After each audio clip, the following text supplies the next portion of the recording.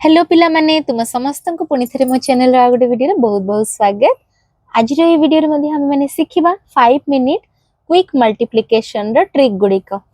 ए सब वीडियोस छोटो छुआ मानक पई मध्ये आउ बड़ क्लास रो पिला मानक पई मध्ये जो माने इजीली मैथ सिखिया पई चाहू जंदी सेरा भी बहुत जल्दी ए ट्रिक रे तुम माने केवल 5 सेकंड रे पिला माने आंसर बाहर कर दी पारिबो। मु जेहेतु तुम मानको बुझे की कहूची तो मो पई एटा 5 मिनिट रो ट्रिक ठीक अछि। तो चलो तुम माने केवल 5 सेकंड रे मैथ रो एभली ट्रिक करिकी आंसर गुडी को एग्जाम गुडी करे बाहर कर दी पारिबो आउ एमिति प्रकार रो मल्टीप्लिकेशन रो ट्रिक मध्ये सिखि परिबो। तो चलो आ देरी न करिके स्टार्ट करिबा आज रो वीडियो।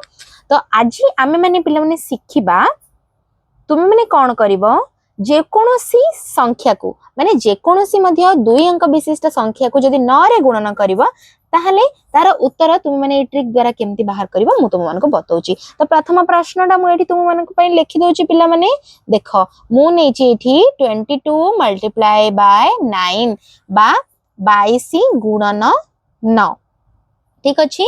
तो आर उत्तर केवल तुम माने 5 सेकंड रे केमिति बाहर करि परिबो देखो एबे। तो प्रथम पिला माने देखो एठी प्रथम अंकटा होची 2 अंक विशिष्ट द्वितीय अंक होची 1 अंक विशिष्ट प्रथम अंक होची 22 द्वितीय अंक होची 9। तो जे कोनोसी संख्या रे मध्ये तुम माने जदी 9 गुणन करिके बाहर करिवो ताहले तार आंसर केमिति बाहर करिवो। आउ गोटे कथा मु तुम मानको स्टार्टिंग रे एठी कहि दोची तुमर जो प्रथम संख्या जदी माने जो दुईटा डिजिट देइथिबो बा जो दुईटा अंक देइथिबो जदी समान संख्यक थिबो ताहाले जाय कि तुम माने ए ट्रिक रे बाहर करि परिबो ठीक अछि। एमते धीरे धीरे हम माने बहुत गुडी को ट्रिक सिखिबा। तो प्रथमे तुम माने कोन करिवो ना एठी जो अछि हमर सेकंड अंकटा 2 आउ जो 9 सेठी कोन करली मु तुम मानको देखिया पई एठी एमती बॉक्स करनबा। तो एठी 22 84 66 77 एमिति संख्यार गुणन तुम माने बाहर करि परिबो ए ट्रिक रे।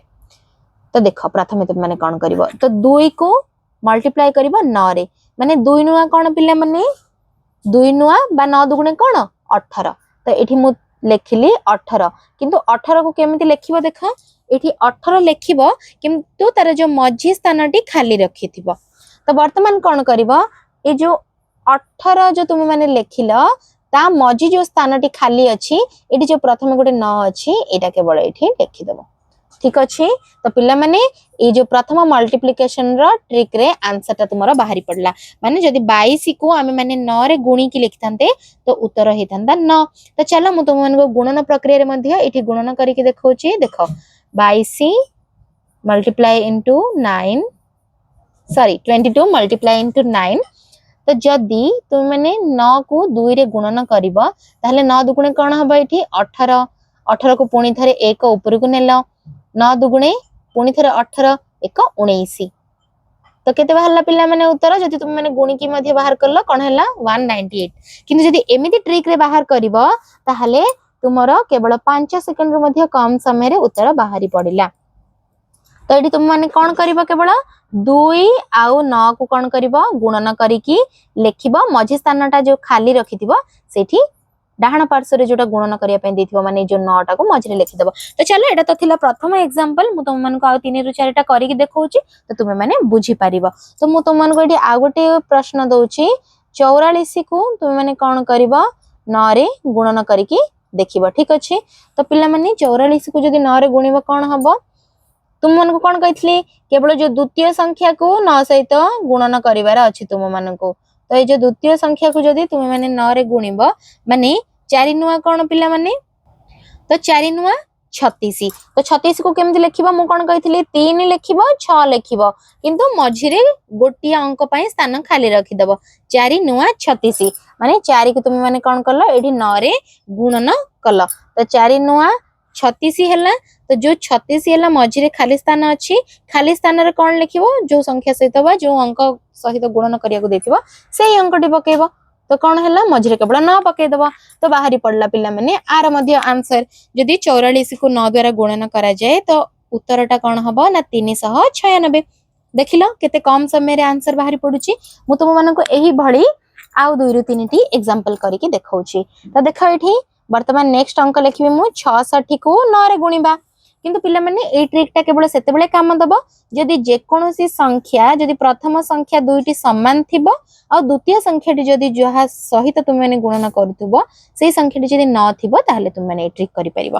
तो चलो एटा को मध्य तुम मानको गुणी की देखौची मो। तो 6 को 9 रे तुम माने गुणन करिवो 6 नुआ कोन ना 54 54 को लिखि दबो सीधा सड़क भाव रे मझी स्थान खाली अछि मझी स्थान रे केवल कोन पकेबो तुम माने ना पकेबो। तो हे गला उत्तर ठीक अछि। तो आ गुटे उत्तर सही भली तुमे माने वर्तमान बाहर करिकी मते कमेंट सेक्शन रे जणेबो। तुम मानक पय मो एठी गोटिए प्रश्न दे देबी परे मु आ गोटिए प्रश्नटी करिकी देखै दउची।